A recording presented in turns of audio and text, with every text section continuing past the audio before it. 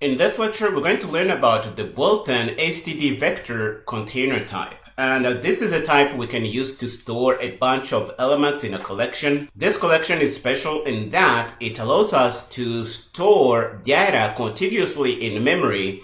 And if memory locality is a thing that is valuable for your C++ program, stdvector is going to be something worth looking at. To have access to this, you will need to include the vector header.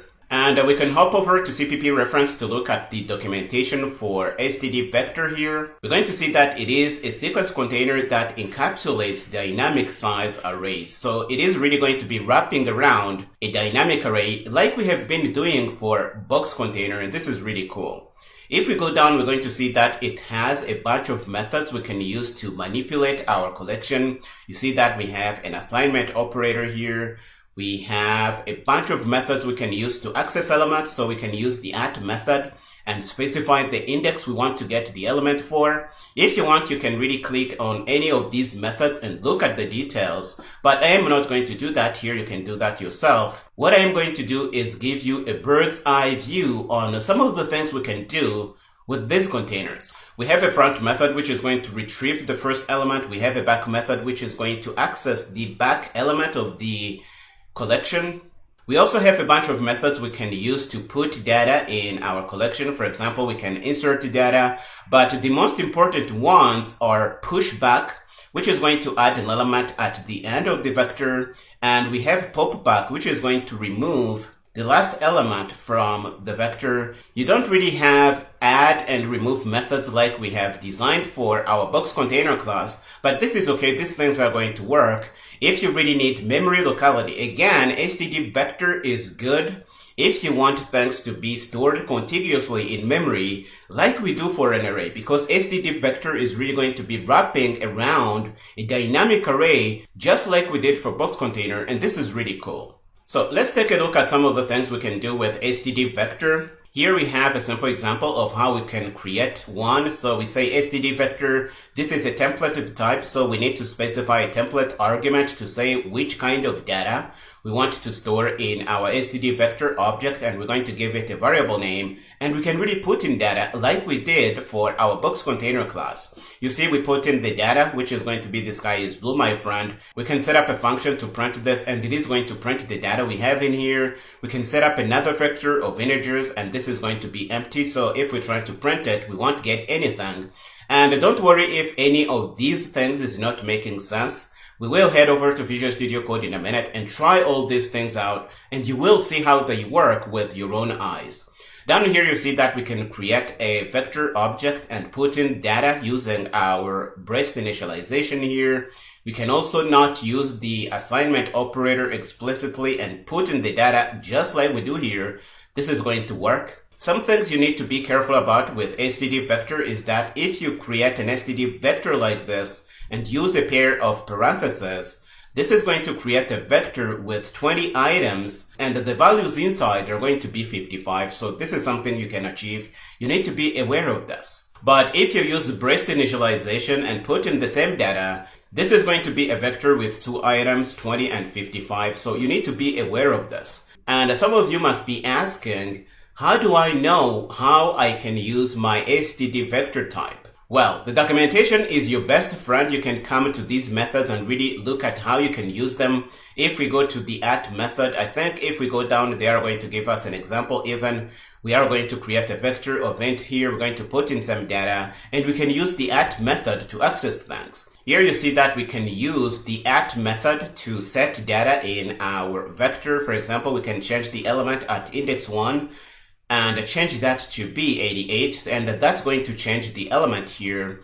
So this is really how you can learn about these things. You can look at the documentation, and if you go down, in most cases, you're going to find a bunch of examples you can use, and you can learn a lot from these and use them in your code like we are doing right here.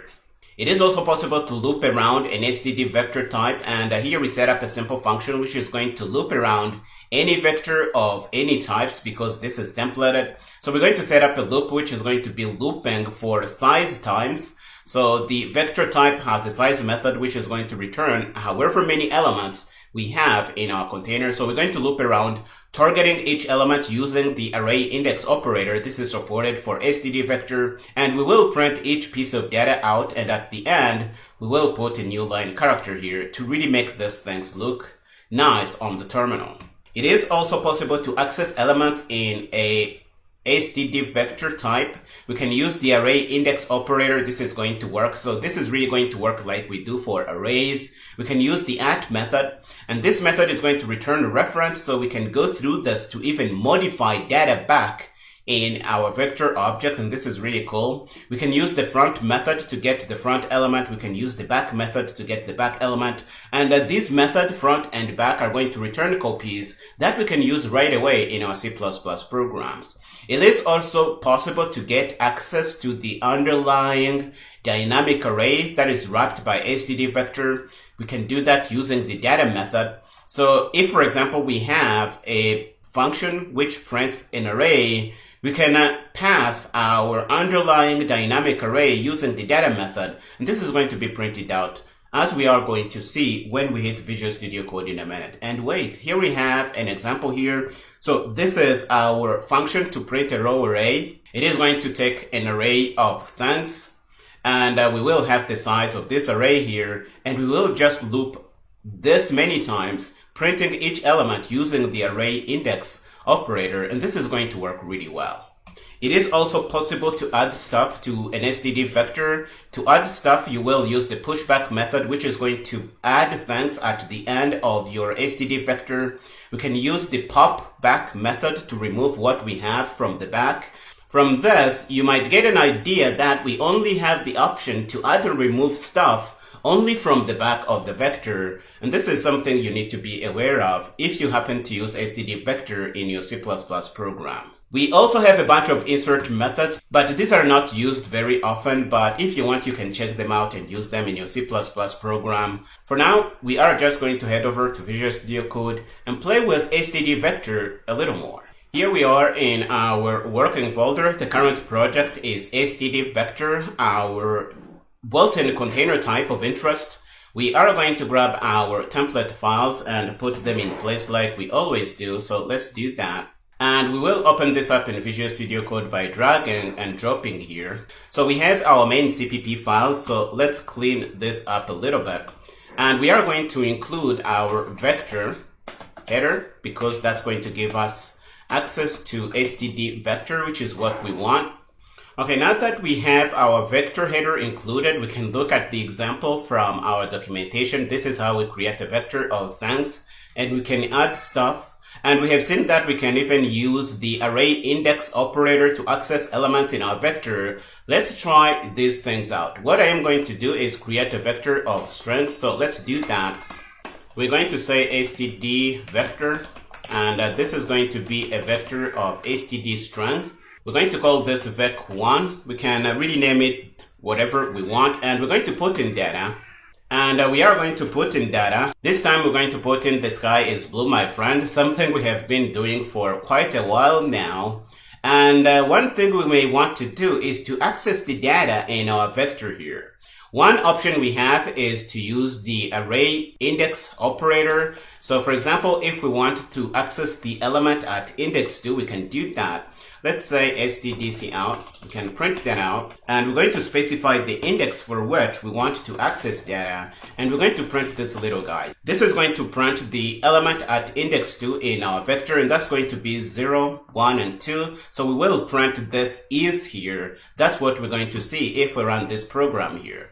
Let's pass this through our compiler. We're going to use GCC, and we're going to see that the build is going to be good. So we can bring up a terminal window and run rooster. We're going to see that we're going to print is. If we change the index to 1, for example, we're going to get sky, because that's the element at index 1, as we see right here. So let's pass this through our compiler. The build is going to be good, and we can clear and run rooster. We will see that the element at index 1 is sky. This is how you can use this. So now that we know about this little thing, the square bracket syntax to access elements in our vector, we can wrap this in a simple function which is going to print everything from our vector of things.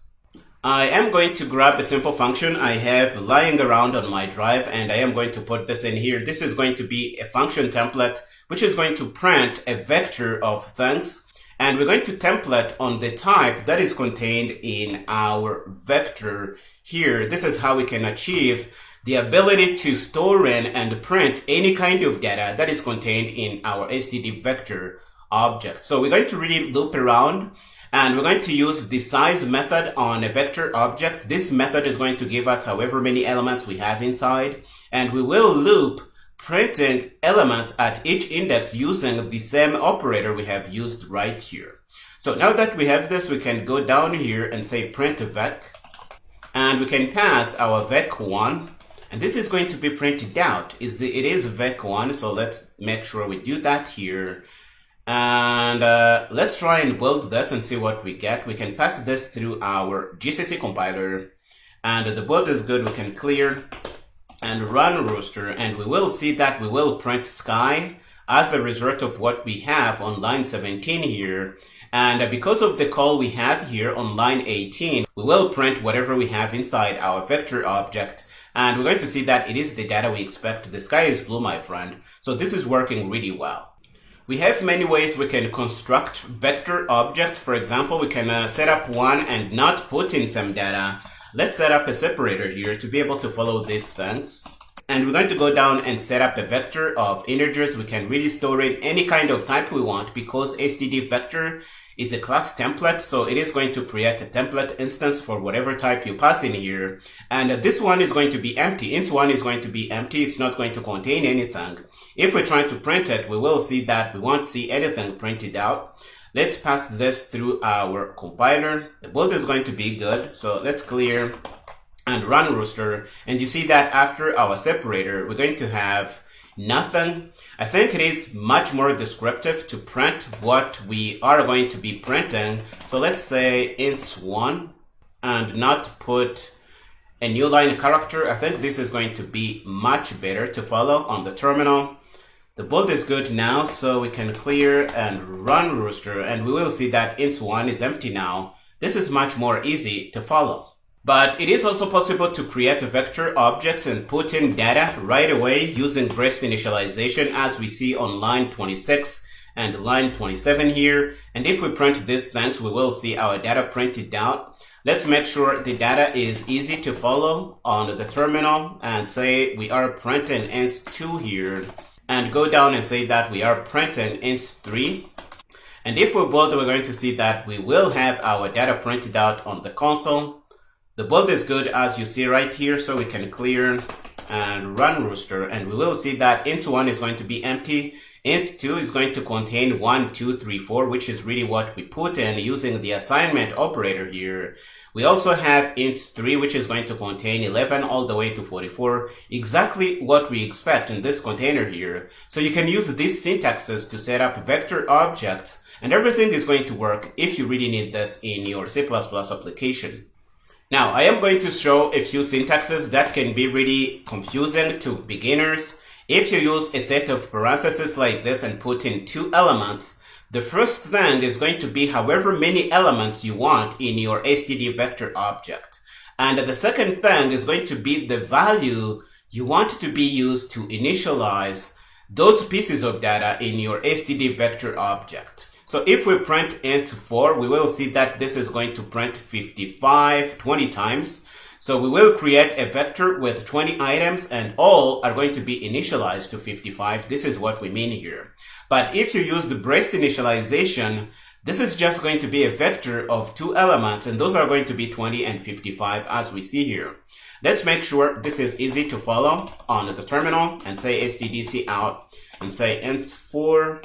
We can do something like this, and we can go down and do the same thing for int5.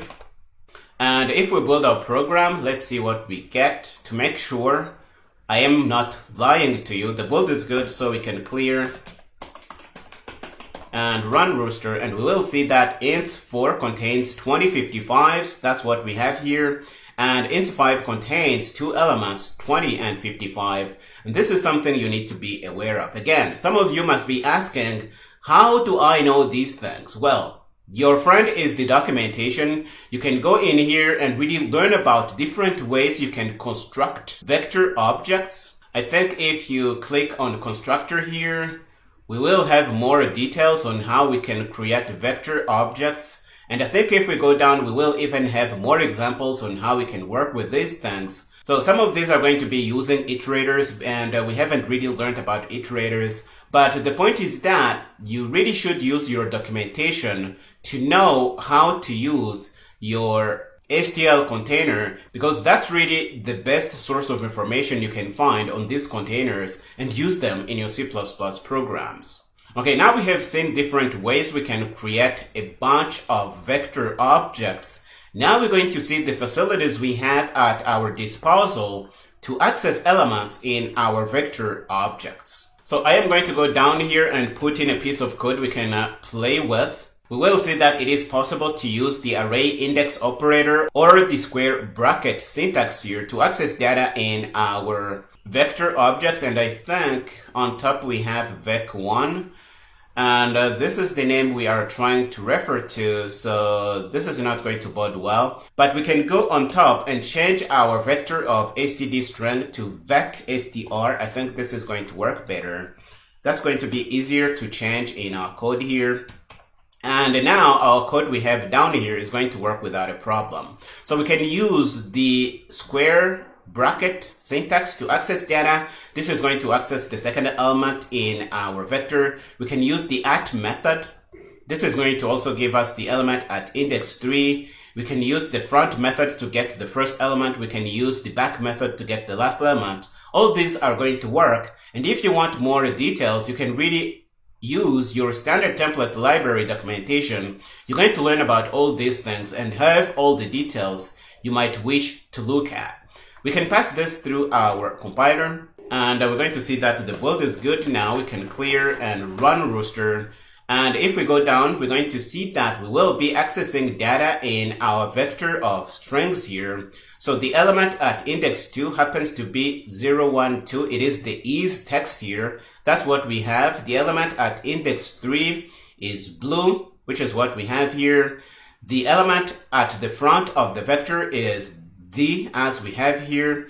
And what we have at the back of the vector is friend. It is exactly what we have here. But note that these things are going to be returning copies that you can use right away in your C++ program. And these are the facilities we have at our disposal to access data in our vector objects. If we go back to our documentation, we will see that we also have a data method, which is going to give us access to the underlying dynamic array. You see, it is going to return a pointer to the underlying array, serving as element storage. So we can use this if we have a piece of code that expects a pointer to something to really print an array. We're going to go back to our code and set up a function which is going to print a row array. We can do something like this. We have a print row array. It is going to take a pointer to something, and this is really going to be an array, and we're going to pass in the size. We're going to loop however many times we need to print each element in our array, and we're going to see that this is going to work if we pass our vector of strings. So we can go down here and say, using the data method, and we can say print row array, and we can pass vec_str and data. That's going to be our pointer, and we will pass the size of this little guy. So we can pass the size of our vector. This is not going to be a problem, so we can pass the size here, and we're going to see that this is going to work. So let's say row array, and if we build and run this program, we're going to see that it is going to build just fine. The build is good, as you see here, so we can clear and run Rooster. We will see that if we use the row array, our data is going to be the sky is blue, my friend, and this is really cool. It is also possible to add and remove stuff from an stdvector object. And to do that, you have to use the pushback method to add things, and pushback is going to add at the back of your vector, and popback is going to remove from the back of your vector. So remember that our ants vector was empty when we created it. In front here on line 31, you see it is empty. We printed out to see if it has anything in, and it was empty. But we are going to add stuff using the pushback method, and you're going to see that it is going to have 100 all the way to 500 here. And that's going to be the data we have in this little thing. We can also pop back. So if we pop back once, we're going to see that the last element is going to be removed. And this is how we can use these methods if we need to do that in our C++ program. We can pass this through our GCC compiler to see how this behaves. The build is good, so we can clear and run Rooster. And if we go down, we're going to see that if we add something, we're going to have 100, 200, 300, and 500. And if we pop back, we're going to see that int1 is going to only contain 100, 200, and 300. And 500 has been popped back. And these are a bunch of methods you can really use to manipulate your stdvector object. I have to say that this is not an exhaustive list of things you can do. Your best bet if you want to have a full picture of what you can do with stdvector is to use your documentation and really find whatever it is you need to use with your container here. For now, this is all I had to share on stdvector. We are going to stop here in this lecture. In the next one, we will learn about another container, which is std array. Go ahead and finish up here and meet me there.